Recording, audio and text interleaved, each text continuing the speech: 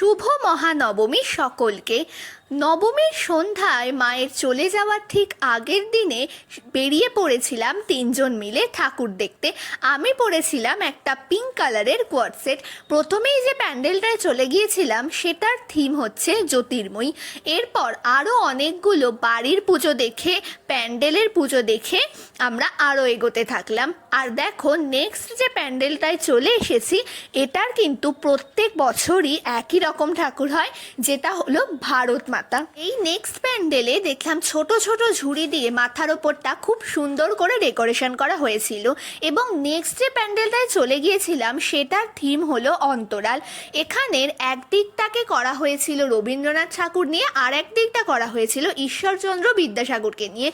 এতগুলো প্যান্ডেল দেখার পর বেশ খিদে খিদে পেয়ে গেছিলো, তাই চলে গেলাম ওএফসিতে স্টিম মোমো আর চিকেন পপকর্ন খেতে। তারপর আমরা একটা আইসক্রিম খেলাম এবং এভাবেই কাটলো আমাদের আজকের সন্ধেটা।